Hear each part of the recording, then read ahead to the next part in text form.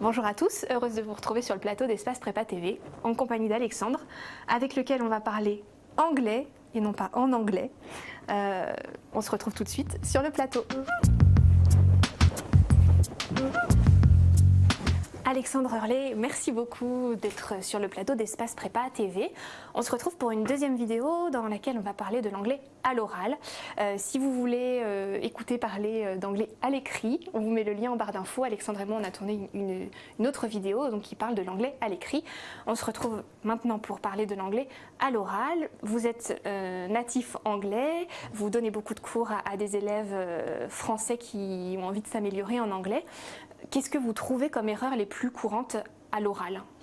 Alors à l'oral, ça va être des difficultés de prononciation. Aussi, par exemple, au prétérit, lorsque vous avez le ED à la fin, beaucoup de personnes vont pas savoir comment le prononcer. Donc des fois, ils vont inventer des formes. Oui. Et ça, c'est assez difficile. Le plus simple, c'est de pouvoir écouter beaucoup de vidéos, etc., pour essayer de se faire à l'accent, en fait, et d'essayer de bien prononcer comme il se doit. D'autres soucis aussi, bien sûr, c'est le vocabulaire. Des fois, il y a un manque de vocabulaire à l'oral, parce que, bien sûr, à l'oral, des fois, on est un peu plus stressé. Et donc, malgré qu'on connaît beaucoup de vocabulaire à l'écrit, on risque d'être bloqué à l'oral. On perd ses mots. C'est parfois le cas en français. Donc, tout à fait.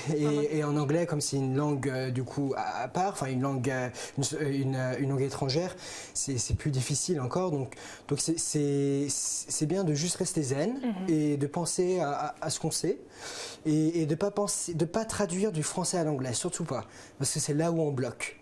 On appelle ça le changement de système, et c'est là où on bloque. Il faut tout de suite penser à ce qu'on veut dire en anglais. Pensez en anglais en fait. Okay. C'est comme ça qu'on peut y arriver. On dit beaucoup que les élèves français ont du mal à prendre la parole à l'oral en anglais, en classe, etc. La peur du jugement. Comment vous aidez, comment vous diriez qu'on peut dépasser cette peur finalement? Est-ce que l'accent c'est si important que ça? Alors non, l'accent n'est pas si important que ça. Tant que vous pouvez vous faire comprendre, c'est l'essentiel. Vous allez dans un pays anglophone, si on vous comprend, c'est déjà très bien. Je dirais qu'il y a un grand manque de confiance. Et il faut justement avoir confiance en soi pour pouvoir parler anglais. Il faut pouvoir avoir confiance en ses capacités. Même si on ne pense pas qu'on est le meilleur du top, eh ben c'est pas grave. On essaye quand même de parler anglais, on essaye quand même de s'exprimer.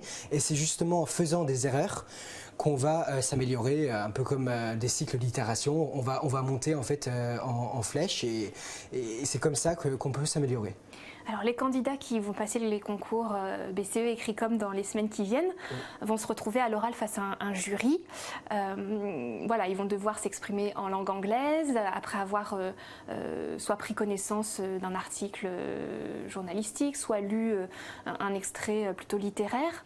Comment on peut se préparer à ce genre d'exercice où on va être jugé finalement sur son accent aussi, sur son vocabulaire? Comment on arrive prêt à ces entretiens en langue anglaise? Alors, tout d'abord, beaucoup lire pour déjà comprendre le texte qu'on lit, ou beaucoup écouter aussi. C'est très important d'écouter des vidéos, d'écouter de la radio, d'écouter de la musique et de se tenir au courant des informations anglophones, notamment avec BBC News, etc. Ça, c'est très très important de pouvoir comprendre, voire même se faire des fiches, pourquoi pas. Se faire des fiches durant toute l'année sur les différents grands événements qui ont eu lieu, afin de vraiment intégrer la compréhension de chaque mot, de chaque terme, pour bien l'exprimer ensuite à l'oral le jour de l'examen. Ensuite, c'est encore une fois avoir confiance en soi. Ça, c'est très important. Et s'entraîner aussi, bien sûr, à comment parler, comment exprimer les mots avec la bonne prononciation. D'accord. Un petit mot sur votre activité d'étudiant entrepreneur. Alexandre, vous avez fondé UK Learn. Dites-nous ce que vous faites pour accompagner les candidats, les élèves qui vous sollicitent pour mieux s'exprimer en anglais. Oui, alors pour mieux s'exprimer, je travaille en fait sur une méthode qui est justement vraiment énormément parler en anglais. Donc on va beaucoup parler. On va laisser passer un peu les erreurs au début, justement, pour regagner cette confiance en soi. Parce que dès qu'on s'appuie trop sur les erreurs, bien sûr, on faire confiance. Donc c'est très important ce premier point. Et deuxième point, justement, les aider ensuite à trouver le bon vocabulaire en relation avec le bon contexte et savoir le prononcer.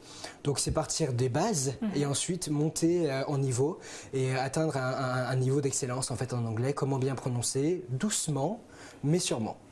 Ok, on vous met toute l'info nécessaire juste en dessous de la vidéo à propos de UK Learn.